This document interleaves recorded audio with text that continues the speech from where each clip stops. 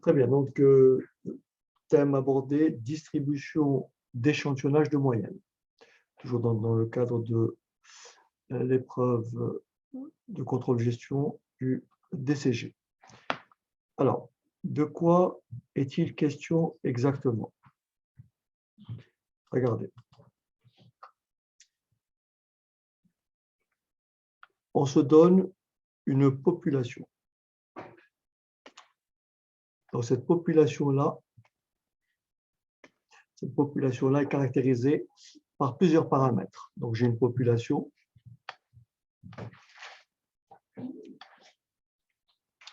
Alors, population, c'est en termes statistiques, une population, ça peut être une population au sens normal, mais ça peut être la production d'une machine, par exemple. Une machine qui va fabriquer des rondelles, on va considérer sa production comme une population. Est-ce que vous avez compris? Donc, le mot population, ce n'est pas forcément des hommes et des femmes, en fait. Ça peut être une population de n'importe quoi. Donc, c'est d'un point de vue statistique. Nous avons donc une population dont on connaît la moyenne.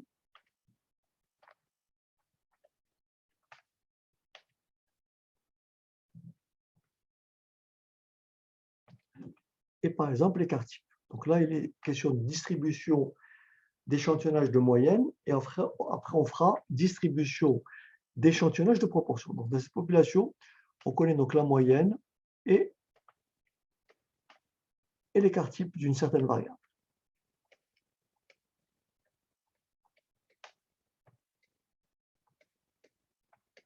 Bon, exemple numérique, admettons qu'on s'intéresse à la population d'une commune qui fait, je ne sais pas moi, qui fait 5000 habitants. On connaît l'âge moyen des habitants,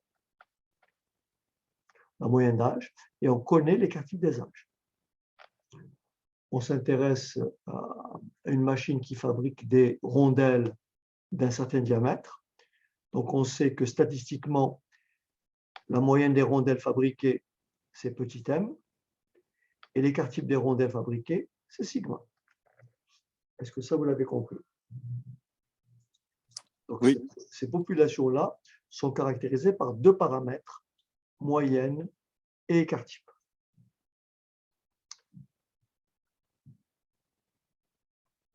Alors, voilà ce qui va se passer. Depuis cette population, on y prélève ou on va prélever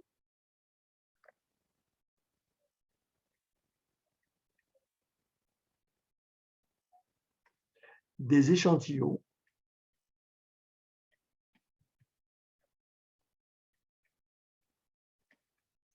de taille n.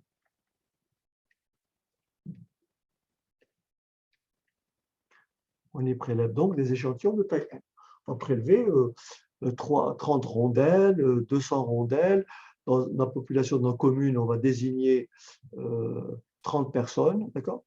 Alors, bien sûr, on va supposer, donc on va effectuer ce qu'on appelle des tirages avec remise. Donc, on va supposer, dans tous les cas, on va supposer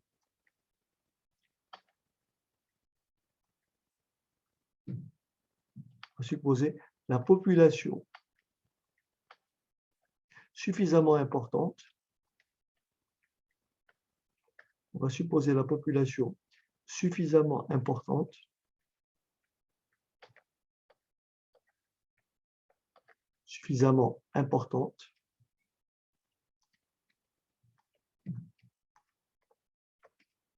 pour que le tirage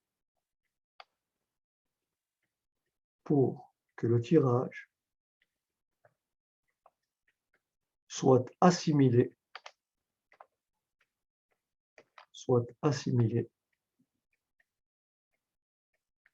à un tirage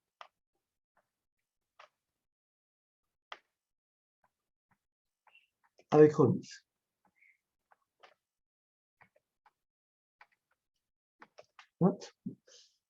Donc, en fait, c'est comme si on travaillait avec une population infinie.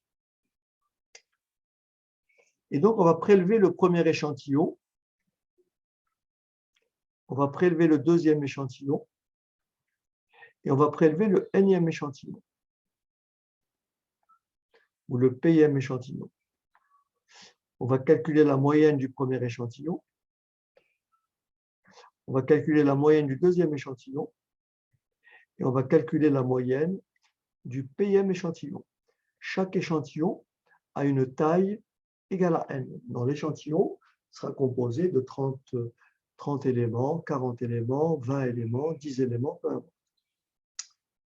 Ce qu'on a obtenu là, c'est une série statistique qu'on appelle, on l'appelle une distribution d'échantillonnage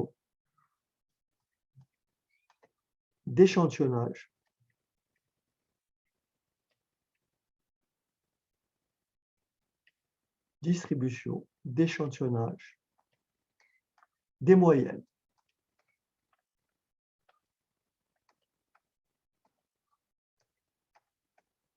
D'accord?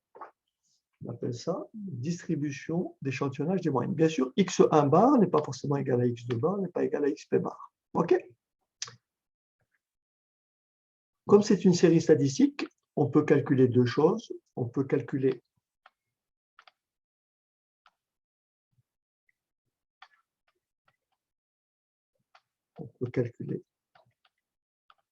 la moyenne de ces moyennes.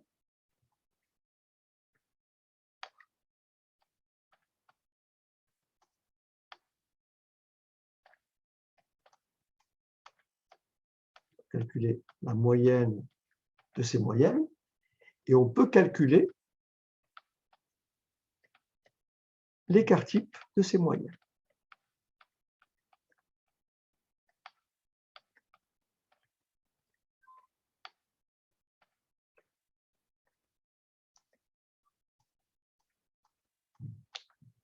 Donc voilà ce qu'il faut retenir. Il faut retenir ceci. Si la moyenne de la population est petit m, la taille de l'échantillon est petit n, ben, la moyenne des moyennes, que je vais appeler mu x bar, la moyenne de toutes ces moyennes, elle sera exactement égale à la moyenne de la population, à la moyenne connue de la population. L'écart type de ces moyennes-là, sigma de x bar, serait égal à l'écart type de la population divisé par la racine carrée de la taille de l'échantillon prélevé. Donc la moyenne des moyennes est égale à petit m, et l'écart type des moyennes est égal à l'écart type de la population divisé par la racine carrée de la taille de l'échantillon prélevé. Est-ce que vous m'avez déjà suivi jusque-là?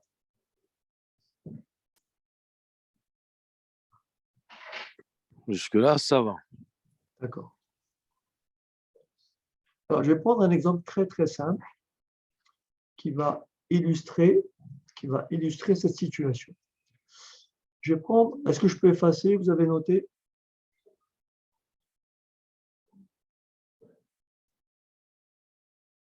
Je peux effacer? Oui, non? Oui. OK. Alors, j'efface. Je prends un exemple. Je vais prendre une population finie. Admettons que la population soit composée. Allez, je vais prendre des éléments simples. Je vais prendre 2, 3 et 4. D'accord? Cette population est finie puisqu'elle compte 3 éléments. Je peux calculer la moyenne des éléments.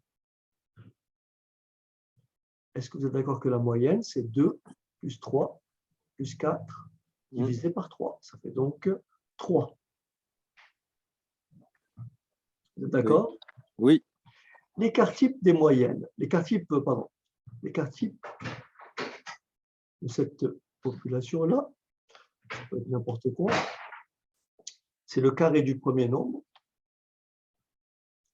plus le carré du deuxième plus le carré du troisième,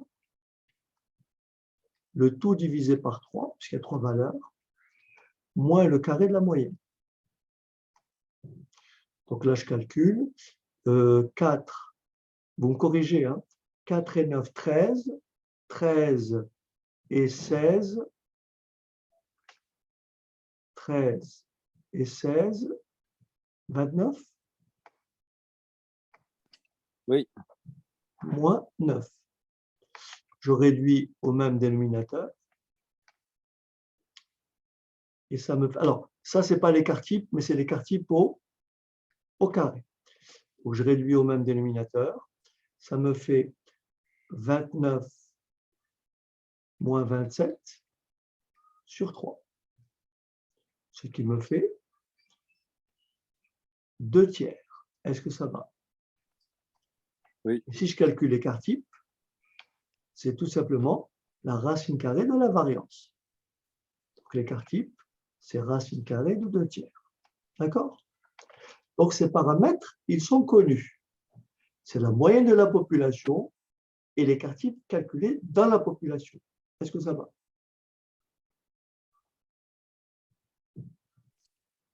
Oui. Bon. Maintenant, je vais prélever. Alors, on y prélève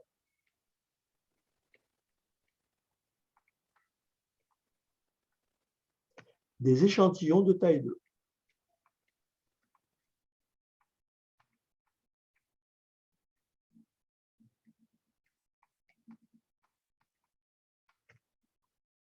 Donc, pour que la population soit assimilée à une population infinie, je vais effectuer des tirages avec remise.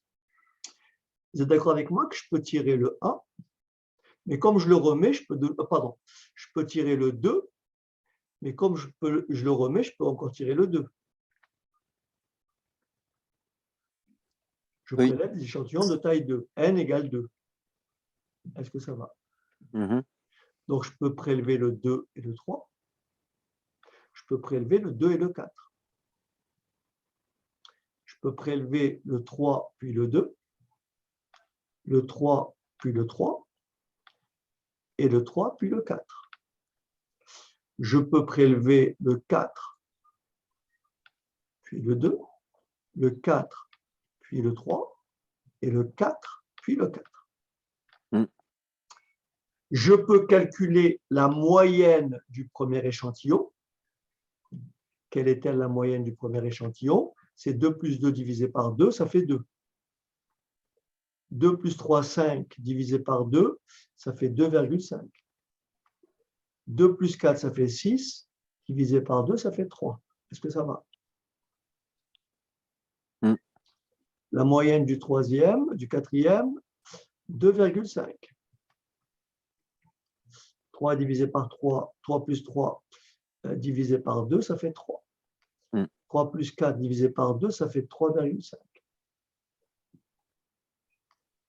4 plus 2, ça fait 6. Divisé par 2, ça fait 3. 4 plus 3, ça fait 7. Divisé par 2, ça fait 3,5. Et 4 plus 4 divisé par 2, ça fait 4. Là, j'ai obtenu ce que j'ai appelé précédemment, ça, c'est une distribution. Ça, ce que j'ai obtenu ici, c'est une distribution. C'est une distribution d'échantillonnage. Distribution d'échantillonnage des moyennes.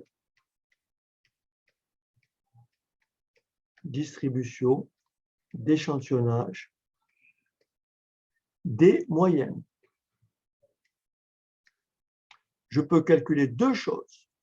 La moyenne des moyennes, que j'ai appelée tout à l'heure mu x bar.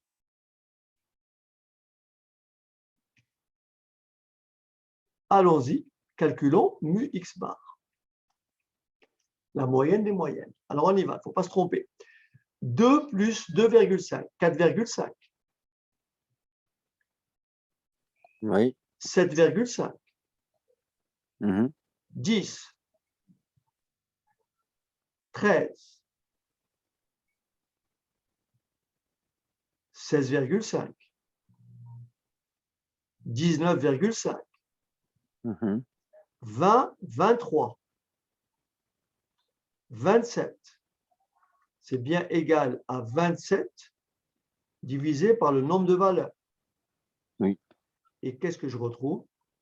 Je retrouve la moyenne de la population. Okay. D'accord.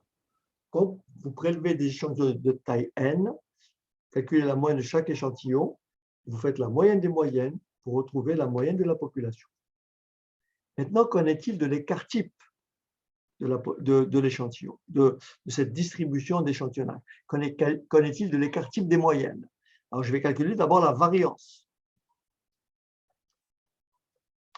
Là, il faut m'aider. Donc là, j'écris tout ça. En fait, il faut faire le ça au carré, plus ça au carré, plus ça au carré, plus ça au carré, plus ça au carré, plus ça au carré, plus ça au carré. Autrement dit, il faut faire, en fait, il faut faire tout ça. Il faut écrire tout ça. Il faut écrire tout ça. 2 au carré plus 2,5 au carré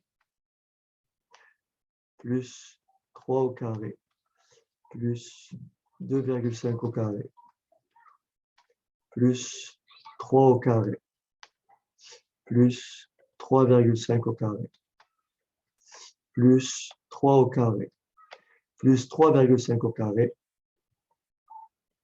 plus 4 au carré. Est-ce que ça va? Le tout divisé par le nombre de valeurs moins la moyenne au carré. J'ai appliqué la même formule qu'ici. La même formule qu'ici. Donc là, je prends ma calculatrice pour ne pas me tromper. Donc, si j'ai bien compris, ça fait 4 plus 6,25 plus 9 plus 6,25 plus 9 plus 3,5 au carré, je ne sais pas combien ça fait, plus 9 plus 3,5 au carré et plus 16. J'espère ne pas m'être trompé. A priori, j'aurais trouvé 84 sur 9 moins 9. Alors, il se trouve que 84 est divisible par 3, ce qui me fait 28. Donc, ça fait 28 tiers moins 9. Ce qui me donne 28 tiers moins 27 tiers, ce qui me donne 1 tiers. Est-ce que vous me suivez? Ce qui veut dire que l'écart type des moyennes, la variance des moyennes, c'est 1 tiers. Et donc, l'écart type, c'est la racine carrée de la variance. OK. Et maintenant, comparons cet écart type des moyennes et l'écart type de la population. Est-ce que vous êtes d'accord avec moi que si je prends l'écart type de la population et que je le divise par la taille, la racine carrée de la taille de l'échantillon, je vais comparer cette valeur à celle que je viens de trouver ici. Regardez, l'écart type de la population, c'est racine carrée de 2 tiers sur racine carrée de 2. Mais racine carrée de 2 tiers sur racine carrée de 2 s'écrit racine carrée,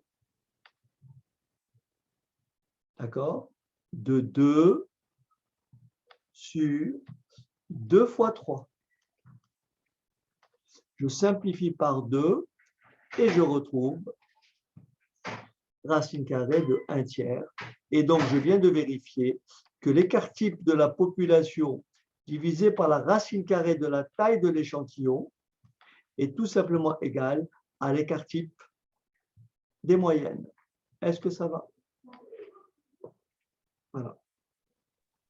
Donc, Oui. vous, bien entendu, vous n'avez qu'à retenir ce résultat. Alors, bien entendu, l'histoire ne s'arrête pas là. Parce que si on avait simplement à se limiter à ça, il n'y aurait pas d'exercice, en fait. Enfin, dans le cadre du DCG. Bon, est-ce que vous avez compris déjà cette première partie?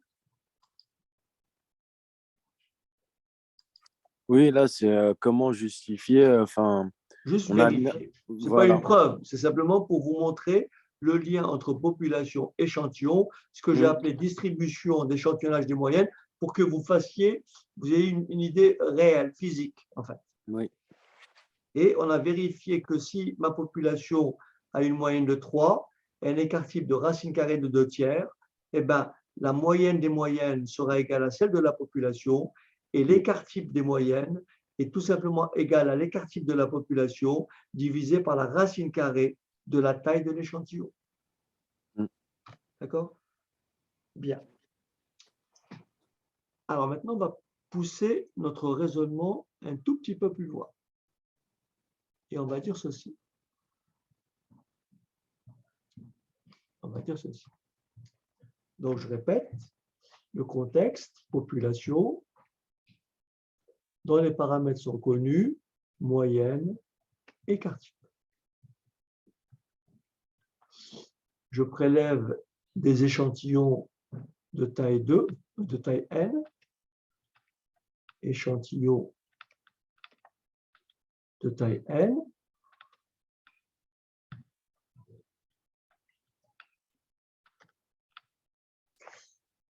comme la moyenne d'un échantillon va différer d'un échantillon à l'autre, on va donc appeler, on va dire, soit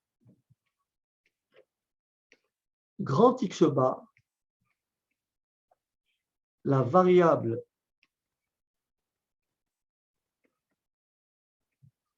aléatoire, soit grand X bar, la variable aléatoire qui associe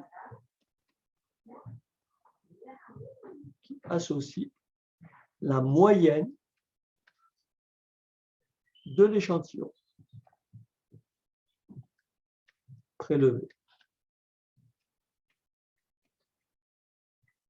Eh bien, on retiendra que l'espérance de X bar, c'est petit m, et l'écart type de X bar, c'est l'écart type de la population divisé par la racine carrée de la taille de l'échantillon. Et on va pousser notre raisonnement un peu plus loin et dire si petit n est supérieur ou égal à 30.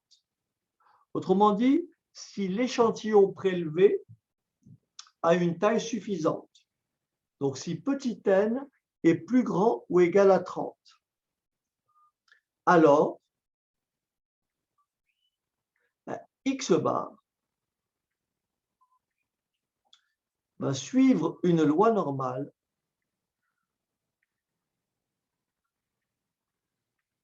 qui a pour paramètre, pour moyenne M et pour écart type de la population sur racine carrée de petit n.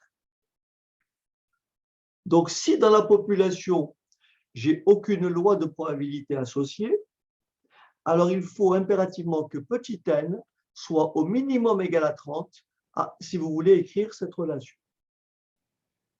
Maintenant, deuxième cas.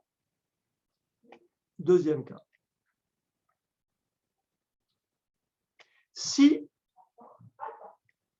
ma population est distribuée selon une loi normale, autrement dit, si dans la population, j'ai une variable aléatoire grand X qui suit cette loi normale. Là, ici, je n'ai rien du tout comme loi. Là, je suppose que X est distribué selon une loi normale. Donc, si X suit une loi normale, alors, quelle que soit la taille quelle que soit la taille de l'échantillon, quelle que soit la taille de l'échantillon, eh bien, vous retiendrez que X bar suit aussi la même loi normale qu'ici. Et voilà ce qu'il faut savoir.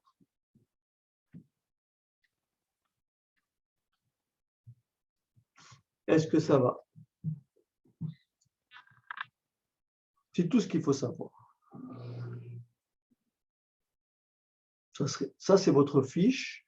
Ça, c'est la distribution ou l'échantillonnage des moyennes, si vous préférez.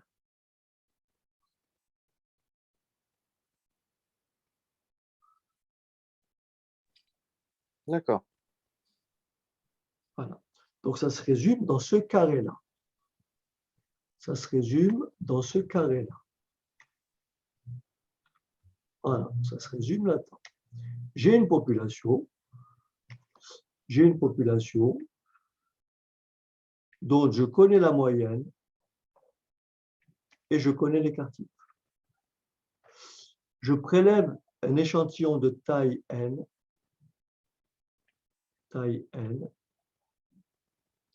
Donc ici, j'ai deux cas dans ma population.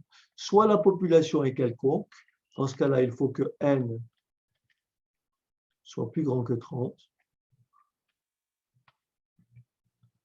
Alors, x bar, la variable aléatoire qui associe la moyenne calculée dans l'échantillon, x bar suit une loi normale. Le paramètre m, écart type divisé par racine de n. Maintenant, si dans ma population, a toujours les paramètres m et écart type, et si dans ma population, j'ai une loi normale,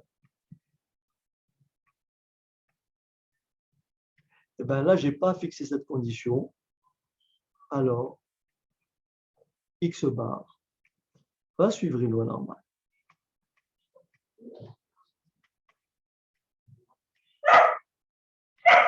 Va suivre une loi normale pour tout n, quel que soit n, oui, quel que soit petit n, que l'échantillon face soit égal à 2 ou que l'échantillon soit égal à 50. La taille de l'échantillon n'a pas d'importance dès lors que ma population est distribuée selon une loi normale. OK?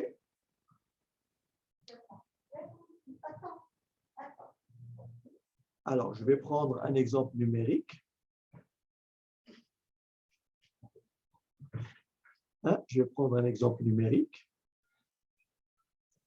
Est-ce que je peux effacer? Oui. OK. Alors, je vais prendre un exemple numérique. Admettons que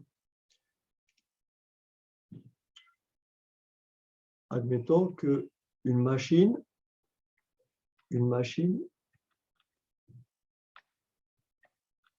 fabrique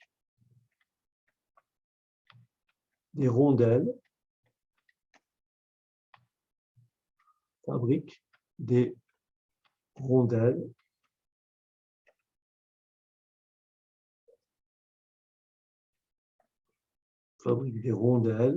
de diamètre moyen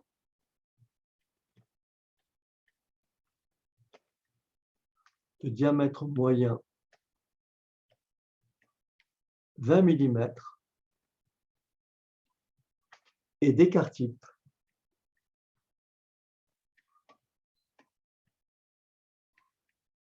et d'écart type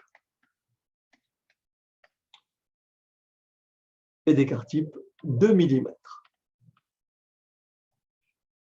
Donc, je répète, une machine fabrique des rondelles de diamètre moyen 20 mm et d'écart type 2 mm. On prélève un échantillon,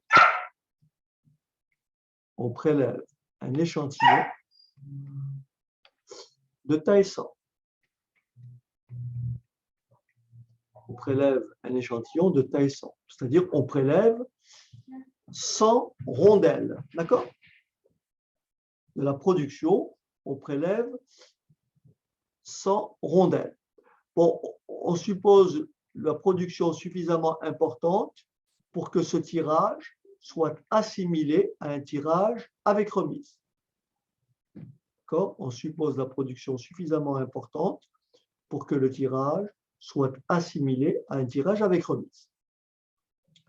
Soit X bar, la variable aléatoire,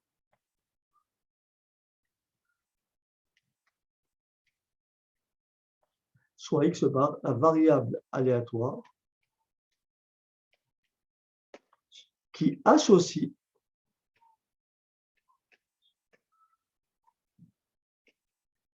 le diamètre moyen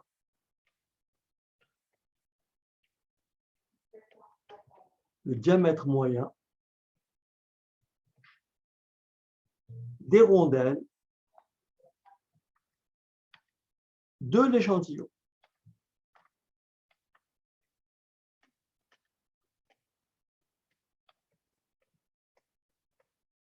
De l'échantillon.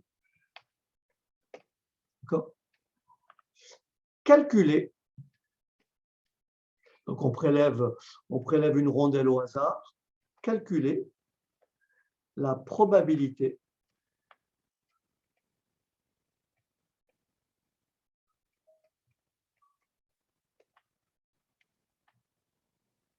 pour que ce diamètre moyen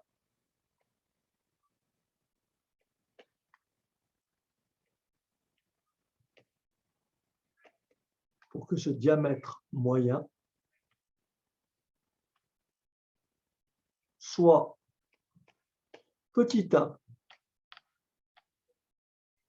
inférieur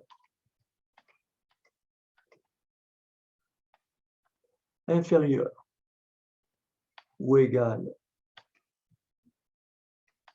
à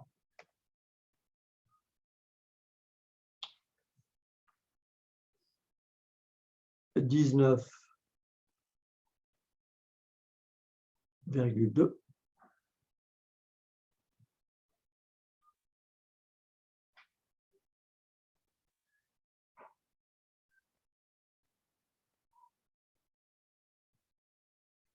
19,8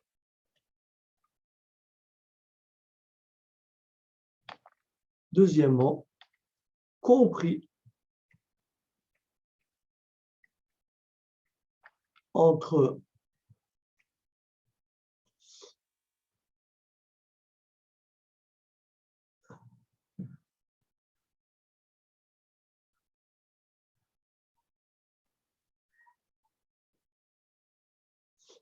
(19,6) et 20,4 mm.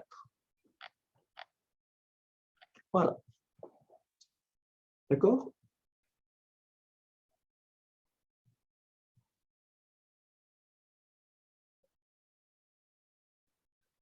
Alors, on va démarrer comment? Comment je fais pour calculer donc cette probabilité-là? C'est-à-dire, en fait, on me demande de calculer deux choses. On me demande de calculer la probabilité que X bar soit inférieur ou égal à 8, à 19,8, et la probabilité que X bar soit compris entre 19,6 et 24. Voilà ce qu'on me demande. OK. Alors, je vous laisse quelques minutes, histoire de réfléchir un petit peu, et je vous corrige juste après. Alors, ça, on fait ça en deux temps. Ici, on a défini la variable aléatoire X bar qui associe le diamètre moyen des rondelles de l'échantillon. Comme la taille de l'échantillon est supérieure à 30, je peux donc écrire que x bar suit la loi normale de paramètres combien? Quels sont les paramètres de la loi normale?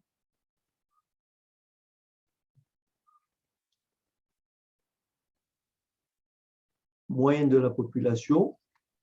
20 et 2. Et 2. Pourquoi 2? Parce que pas 2.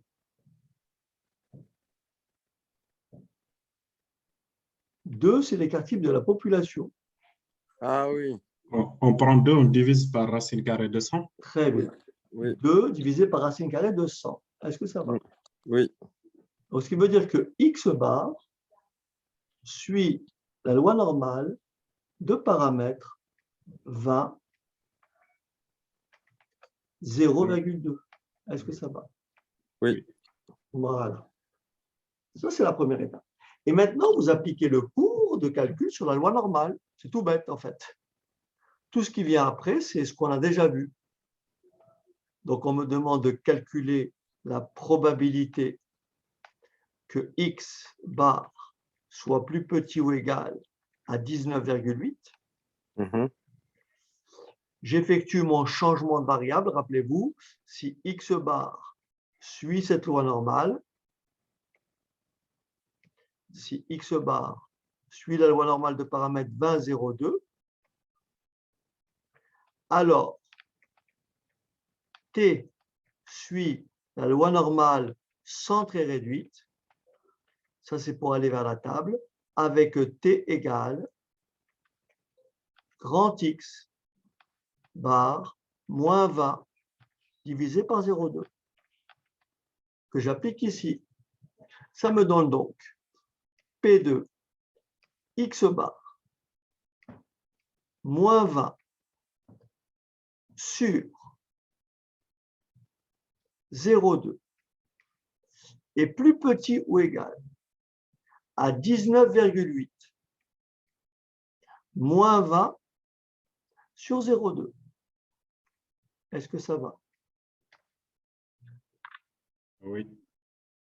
Je fais mon calcul. Donc là, ça me donne P de T plus petit ou égal. Alors, 19,8 moins 20, ça fait moins 0,2. Divisé par 0,2, ça fait moins 1. D'accord? P de T plus petit que moins 1, c'est pi de moins 1. Mais on a déjà vu ça. Pi de moins 1, c'est 1 moins pi de 1. Je prends ma table et je lis 1 moins 0,9413. Et je fais mon calcul et ça fait 0,57. 0,15, 87. Monsieur, Ouais. là où on a P de T inférieur ou égal à moins 1, on peut faire directement T supérieur ou égal à 1 ou c'est faux? Ah non. Ah oui, bien sûr. Oui, c'est bien sûr. P de T plus petit ou égal à moins 1, c'est pareil que P de T plus grand ou égal à 1. Mais P de T plus grand ou égal à 1, tu ne peux pas le lire sur la table. Il faut que tu fasses 1 moins P de T plus petit ou égal à 1. Donc, tu fais directement 1 moins pi de 1. Tu me suis? OK. OK. Voilà. Et après, quand tu prends ta table de la loi normale, la table de la loi normale pour pi de 1, ça te donne 0,9413. Tu vois? J'ai une table un peu plus précise. Voilà. OK? Pourquoi on ne prend pas le second chiffre? Parce qu'après 0,84. Non, parce qu'en fait, ça dépend des tables que tu as. Là, c'est une table que j'ai extraite qui est un peu plus précise. Mais celle qu'on vous remet en général en DCG, elle a 4 chiffres après la virgule. Ah, OK. Tu vois, si tu prends une autre table, tu verras 0,9413. Mais cette valeur est plus précise, tu as compris? OK? OK. OK. Je vous laisse répondre à la deuxième question. Probabilité que X bar soit compris entre 19,6 et 24. Allez-y.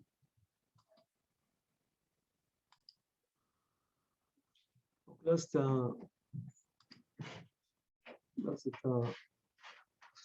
une partie qui est facile à trouver puisque Si vous regardez bien, c'est un intervalle qui est centré en la moyenne et on s'écarte de deux écarts types.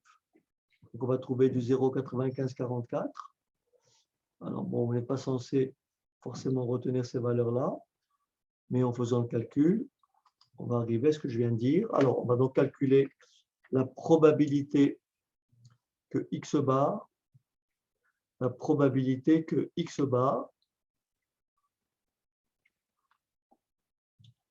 soit compris entre 19,6 et 20,4. Je passe par la loi normale centrée réduite, ce qui veut dire x bar moins 20 sur 0,2. Et bien sûr, en bande inférieure, 19,6 moins 20 sur 0,2. Bande supérieure, 20,4 moins 20 sur 0,2. Je fais mon calcul et ça me donne probabilité de t compris. 19,6 moins 20, ça fait moins 0,4. Divisé par 0,2, ça fait moins 0,2. Pardon, ça fait moins 2. Je répète, 19,6 moins 20, ça fait moins 0,4. Moins 0,4 sur 0,2, ça fait moins 2. 24 moins 20, ça fait 0,4. Divisé par 0,2, ça fait 2. Donc, P de T est compris entre moins 2 et 2.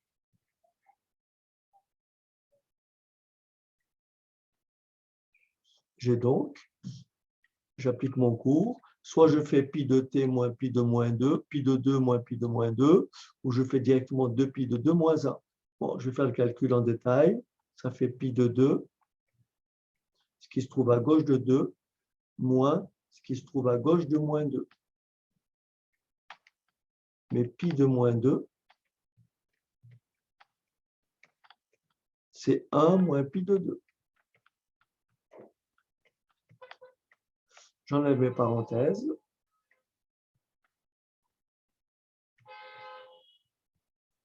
J'enlève mes parenthèses.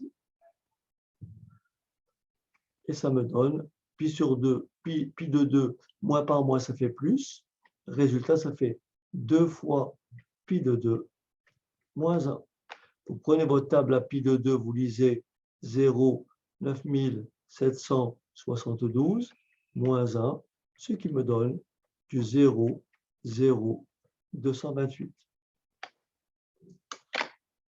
OK. C'est pas très compliqué. Bien entendu, il faut maîtriser tout ce qu'on a vu sur la loi normale. Une petite erreur ici. J'ai oublié de mettre le 2 devant, d'accord? C'est ça peut-être ta question. Hein? Voilà. Donc, j'ai oublié de mettre le 2 ici. En fait, c'est 2 fois 0, 900, 9772. Et donc, quand on fait 2 fois ça, on va trouver donc, je me suis trompé, en fait. J'ai fait il y a un peu de confusion. Donc, en faisant ça, je suis désolé. On va trouver donc 2 fois. Alors, si quelqu'un peut me dire combien ça fait 2 fois 0,9772, ça fait 1,95, 44, je crois. Voilà. Oui, ça fait 0,95. Ça fait ce que je disais précédemment. Ça fait 0,95, 44. OK? Oui. C'est ce que j'avais annoncé préalablement. Parce qu'on s'est écarté de deux écarts types. À chaque fois, il faut retenir ceci. Hein, quand vous avez une loi normale, alors j'ouvre juste une parenthèse, parce que ça c'est très important lorsqu'on va aborder les intervalles de confiance. Très important lorsqu'on va aborder les intervalles de confiance. Est-ce que je peux effacer? Pour moi, oui. OK. Alors, regardez ici ce qu'il faut impérativement que vous sachiez. Il faut savoir que ces probabilités-là, ces écritures-là sont équivalentes. Écrire ça.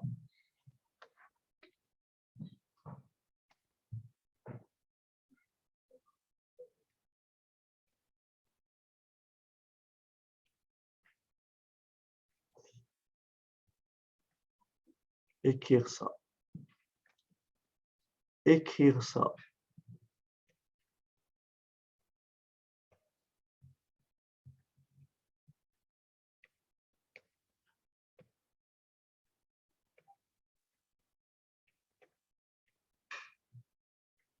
Écrire ça.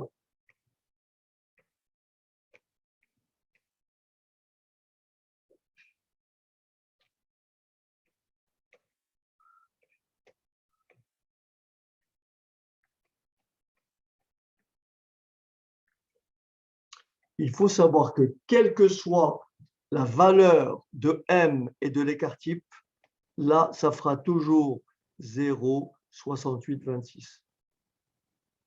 Quelle que soit la valeur de M et de l'écart type. Là, ça fera toujours 0, ce qu'on avait trouvé tout à l'heure, 0,9544. Et là, lorsqu'on s'écarte de 1,96 écart type, ça fera toujours 0,95.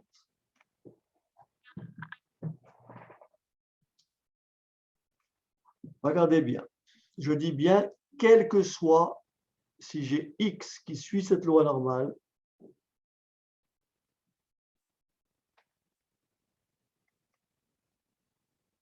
quelle que soit la valeur de M et de l'écart type, j'aurai toujours ces réponses-là. Ça veut dire que si je vous dis, j'ai X qui suit cette loi normale,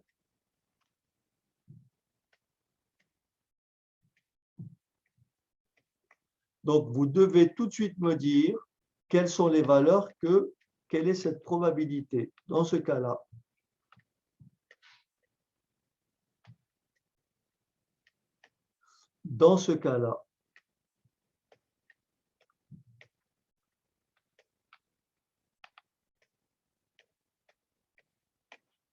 combien ça fait ici? Sans calcul. La moyenne, c'est combien? 100, d'accord? L'écart type, c'est combien? C'est 5. Ouais. Là, j'ai trouvé 105. J'ai donc fait 100 plus l'écart type. Là, j'ai trouvé 95. J'ai fait 100 moins l'écart type. Oui. Donc, ça fera forcément 0,6826. Ouais. Là, j'ai trouvé 110. C'est quoi 110? C'est 100 plus 2 écarts types. Oui. Et là, j'ai trouvé 90. C'est quoi 90? C'est 100 moins 2 écarts types. Et là, ça fera 0,9544. Pourquoi? Regardez pourquoi ça ne dépend pas de M. Regardez pourquoi ça ne dépend pas de M. Regardez. Ni de l'écart type. Je vais centrer cette loi. Changer de variable. Voilà.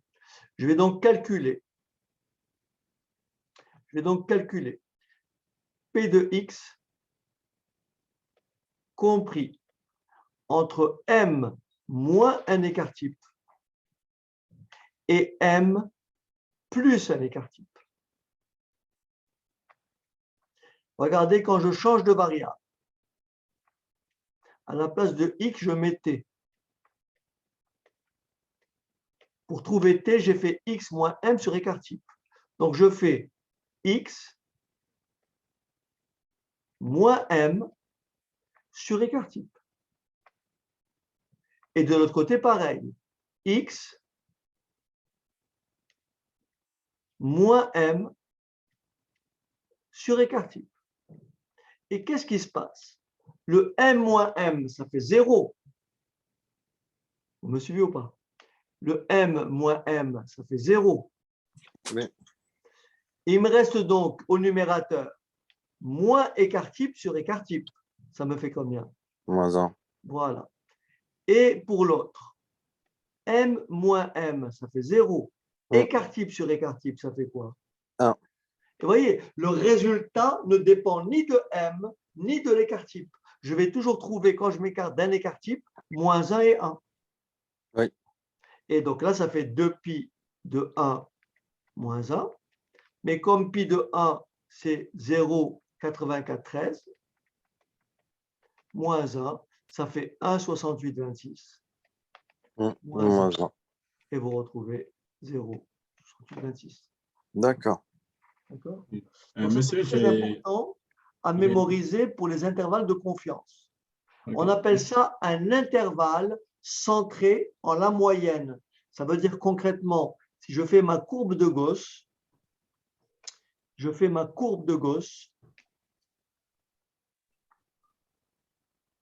d'accord, ma courbe en cloche.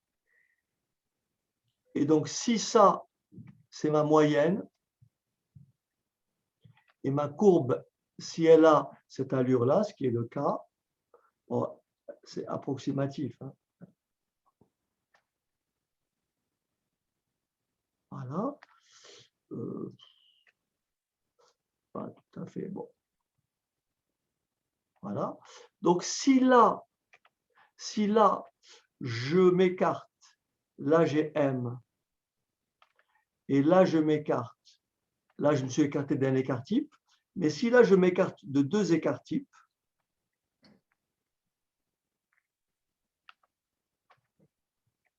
vous voyez bien que M est au milieu. Et donc ça va représenter combien? 95,44% de l'air total. Est-ce que ça va? Voilà. On appelle ça un intervalle centré en M. Mais quand vous changez de variable, le centré en M, le centre devient quoi cette fois-ci? Au lieu que ce soit M, ça devient 0. Et l'écart type, au lieu que ce soit sigma, ça devient 1. Donc la courbe en cloche, elle a cette allure-là cette fois-ci. Mais quand je m'écarte d'un écart type, l'écart type c'est 1. Donc là, ça me fait moins 1. Et là, ça me fait plus 1. Et donc là, ça fait 0,6826. Si je m'écarte de 2 écarts types, là, ça fera moins 2. Et là, ça fera plus 2. Et là, ça fera 0,9544. Est-ce que ça va? Oui. Voilà, ça c'est très important. Et de façon générale, si jamais vous devez calculer ceci, regardez, probabilité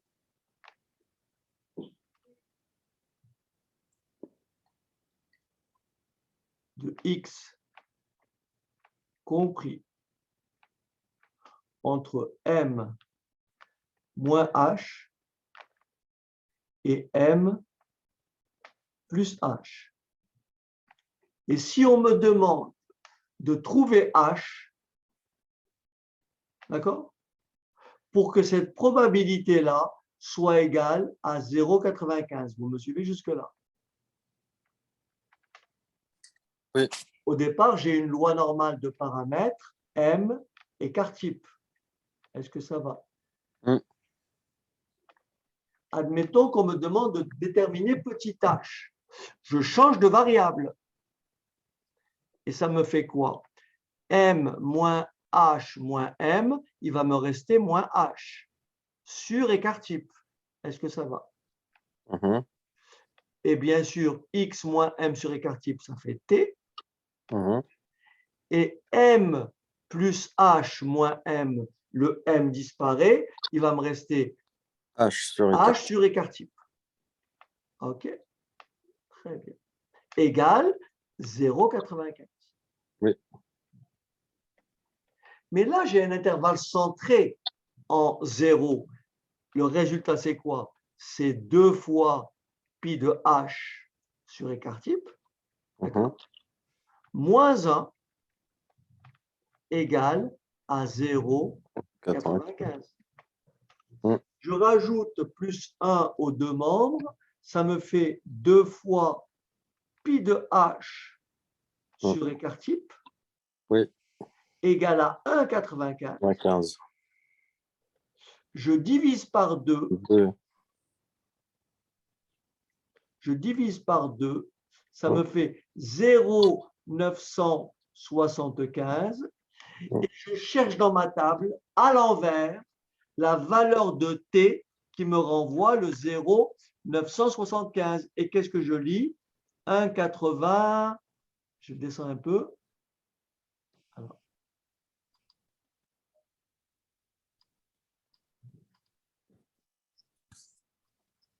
Voilà. Qu'est-ce que je lis dans la table? Attendez, voilà. Qu'est-ce que je lis dans la table? 1,96. Oui? Oui. Oui, 1,96. 1, pardon. 0,975. C'est là, oui? Oui. Je vous montre en rouge. Le 0,975, il est là. Le 0,975, il est là.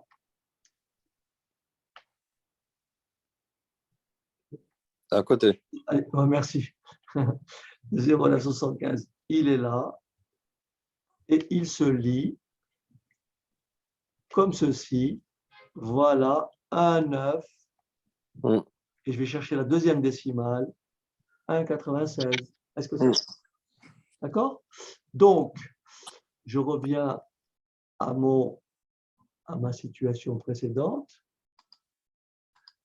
Donc ici, je prends ma table et je lis que pi de h sur écart type, je remplace le 0,975 en lecture inversée. Voilà, ça me donne pi de h sur écart type égale pi de 1,96. Et donc h sur écart type égale 1,96. Et donc h est égal à combien? 1,96 écart type. Autrement dit, si on s'écarte de 1,96 écart type de chaque côté de la moyenne, on a 95%. Est-ce que ça va? Et ce nombre-là, il faut le retenir. Oui. Voilà. Une question. Oui. En fait, là, vous avez direct sauté à la loi normale. Là, vous êtes. En fait, je me pose la question pour savoir pourquoi on a la loi normale et pas la loi Poisson. Dans l'énoncé, ils vont nous dire il faut utiliser Ah la non, loi mais là, je normale. travaille qu'avec la loi normale. Là, tout est supposition, loi normale. On est d'accord. OK, parce que Ah sur oui, l'exercice. ici, tout ce que je fais là, je me base sur que X est distribué normalement. Ah, OK. Attention, tout ce que je fais là, je le fais avec la loi normale. Attention. OK. Tout ce qui est Du là, coup, comment? Du coup, s'il s'agit d'un exercice, ils vont nous dire utiliser la loi normale ou Ah, utiliser. bien sûr. OK, Bien sûr. OK. C'est tout. Merci. Ok, tout ce qu'on a fait à propos du cours d'aujourd'hui, tout repose sur la loi normale. Ok. Alors, pour finir la séance, parce qu'on s'est un peu égaré par rapport à notre thème, donc, en fait, ici, je vous laisse avec cet exercice. Pour finir la session, alors, attendez, je vais descendre un petit peu. Voilà. OK? Je vous laisse avec cet exercice. Donc ici, on vous dit une machine automatique produit des pièces dont la masse moyenne est de 5 grammes avec un écart type de 0,25 grammes. Le responsable de la production désire contrôler la masse de ces pièces. Il prélève un échantillon de 100 pièces. On suppose la production suffisamment importante pour que ce tirage soit assimilé à un tirage avec remise, soit X bar, la variable aléatoire qui associe la masse moyenne d'un échantillon prélevé. Quelle est la loi de X bar? Calculer la probabilité que X bar soit au plus égal à 5,02 grammes, et quelle doit être la taille de l'échantillon pour que la probabilité que X bar, c'est X bar, probabilité que X bar soit égal à 5,02 grammes, soit au moins égal à 0,95. Donc ici, c'est bien entendu X bar. Voilà. OK, allez-y. Allez, on y va. Donc ici, Oui. nous avons Alors, qu'est-ce qu'on a dans la population? Une machine automatique qui produit des pièces dont la masse, alors la masse moyenne est de 5 grammes, Oui. l'écart type de 0,25 grammes. Mm. Voilà. Donc là, je n'ai pas une loi normale dans la population, mais comme j'ai prélevé, comme la taille de l'échantillon est supérieure à 30, qu'est-ce que donc je peux dire pour la variable aléatoire x bar? X bar suit donc une loi normale, on est d'accord? Mhm. Alors, x bar suit une loi normale de paramètres combien? 5. Alors, 5 pour la moyenne, Mhm. et puis pour l'écart type, Et c'est 0,25 sur racine carrée de 100. excellent. Ça fait, 0,25 sur racine carrée de 100, ce ça qui me fait donne tout simplement x bar suit la loi normale de paramètres 5, 0,025. 0,25. C'est ça. OK, parfait. Quelle est la probabilité que x bar soit au plus égal? Attention, ça veut dire au plus égal, ça veut dire inférieur. Hein, on me demande de calculer. C'est pas supérieur ou égal. Voilà. Au plus. On me demande la probabilité que x bar, on me demande la probabilité que x bar Mhm. soit inférieur ou égal à 5,02 grammes. Voilà ce qu'on me demande. Alors, donc P de x bar. Monsieur, Oui? au plus, c'est pas supérieur ou égal. Non, c'est au moins. Ah, merde. Mm. Au moins 5,02 grammes, c'est supérieur ou égal. Au plus, Oui. c'est au maximum. Ok, ok. Donc, c'est forcément plus petit ou égal. D'accord? Ok. 5,02. Je passe donc par la loi normale centrée Mhm. réduite. Grand T égale grand X bar moins 5 Moins 5. sur 0,025. Oui. Et donc là, je remplace, ça me fait donc P de grand T plus petit ou égal à 5,02 Oui. moins Moins 5. divisé par 0,025. Voilà. Ce Ça fait qui me 8. donne P de T Ça plus fait 8. petit ou égal. Et ça fait combien? 0,8. 0,02 sur 0,8. 0,025. Combien? 0,8. 0,8 0,8. Oui. comme ça? OK. Et si on lit au tableau, ça fait 0,77881. Alors, attendez. Dites-moi, parce que là, il faut prendre, alors, 0,2 divisé par 0,025.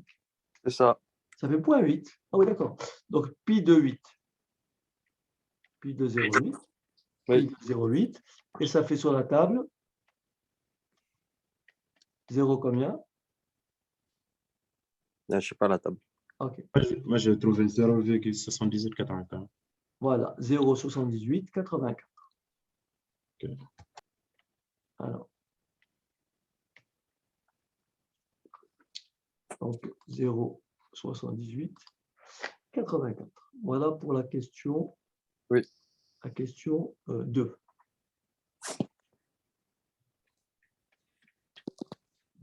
Ça va, tout le monde a bien compris? Oui. Maintenant, on passe à la question 3.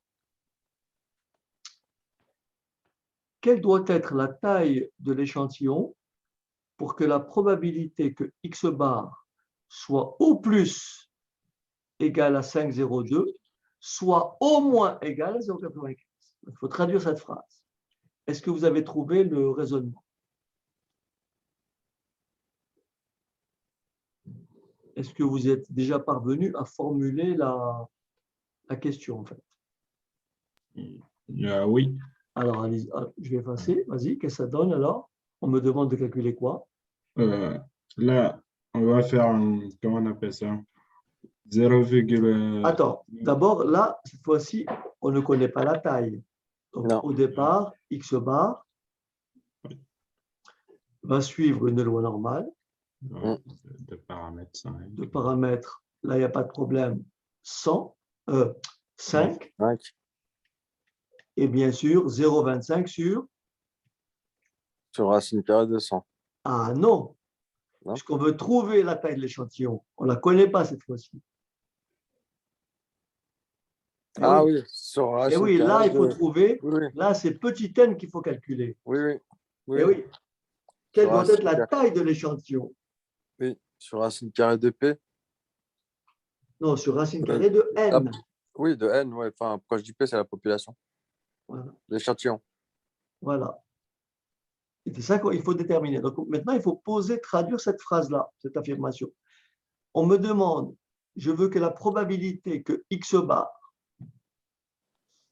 soit au plus égal, je veux que cette, voilà, je l'écris ici, hein, je veux que la probabilité que x bar au plus égale à 5,02. Mm. Je veux que cette probabilité-là soit au moins égale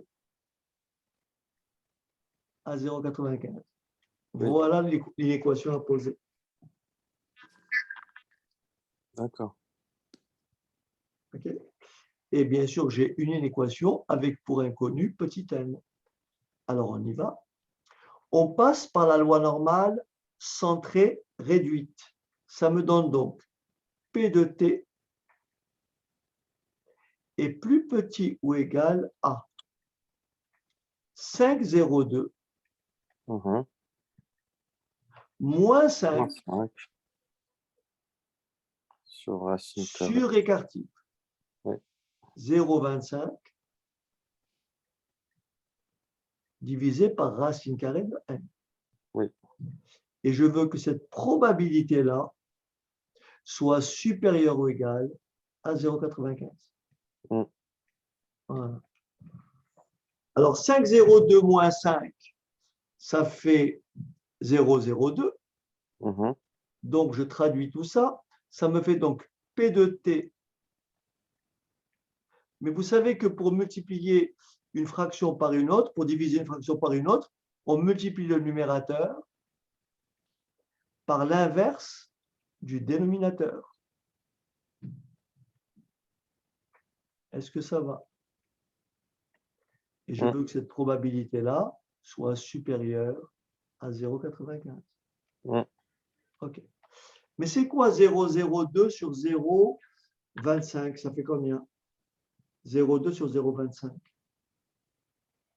C'est ce qu'on a calculé tout à l'heure. Non, tout à l'heure, non. Tout à l'heure, on a fait 0,025. Ah oui. Donc, ça devrait faire 0,08, non?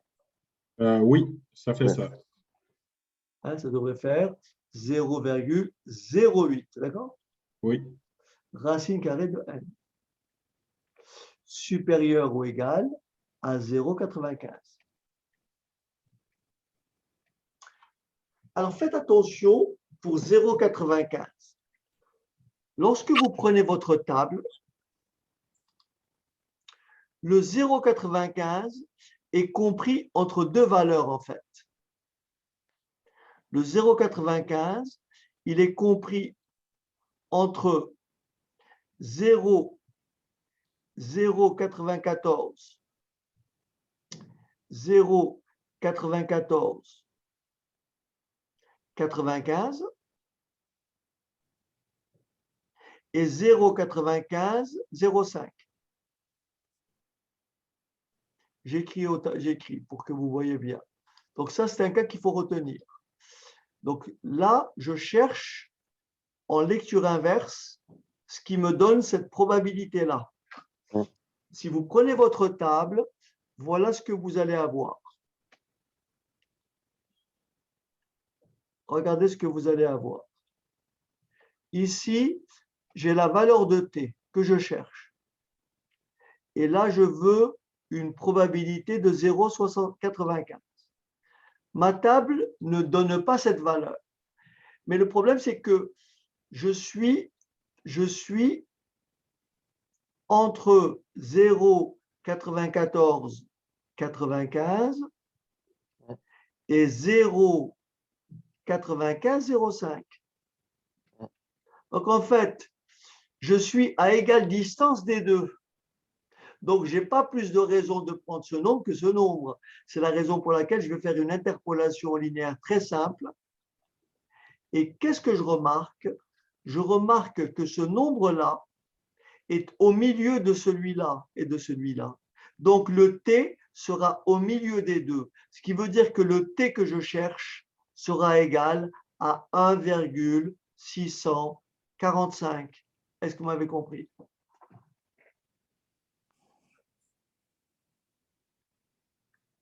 Le 0,95 se trouve au milieu de 0,9495 et 0,9505. Oui. Par lecture inverse, la valeur de t qui me renvoie cette proba, c'est 1,64. La valeur de t qui me renvoie cette probabilité, c'est 1,65. Ce qui veut dire que t est au milieu de 1,64 et 1,65. Ben, le milieu, c'est 1,645. 145, oui, c'est vrai. C'est logique. Et donc, je continue mon raisonnement. Ce qui me donne ici pi de 0,08 racine carrée de n doit être supérieur ou égal à pi de 1,645. Oui. OK. Comme la fonction pi est croissante, ça veut tout simplement dire que, ici, je peux écrire que 0,08n, racine carrée de n, est supérieur ou égal à 1,645. D'accord? Alors, je reprends mon calcul ici. 0,08 est positif, ce qui me fait racine carrée de n est supérieur ou égal à 1,645 divisé par 0,08. Oui. Et combien ça fait? Je laisse comme ça. Et j'élève au carré, ça me fait n est supérieur ou égal à 1,645 sur 0,08 au carré. Le tout au carré. Et ça me fait combien? Alors, je vais vous aider en même temps. Donc, je regarde. 1,645 divisé par 0,08 et le tout au carré, je trouve 422,8.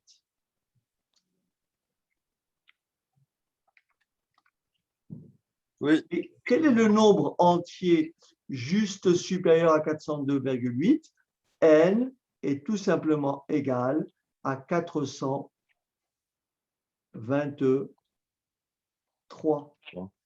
Donc, l'échantillon doit avoir une taille minimale de 423 éléments. D'accord? Voilà. Ceci complète donc la séquence sur la distribution d'échantillonnage des moyennes. Et la prochaine fois, on verra la distribution d'échantillonnage des proportions et on passera ensuite aux intervalles de confiance, c'est-à-dire à l'estimation par intervalle de confiance. D'accord. Voilà. Il ne me reste plus qu'à vous souhaiter un bon week-end. Merci à vous aussi. Voilà. Et à très bientôt. Portez-vous bien. Au revoir. Merci. Vous allez mettre la vidéo sur YouTube? Oui, je vais la mettre. Ah, vous êtes super. Merci. Il n'y a pas de souci. Allez, à bientôt. À bientôt.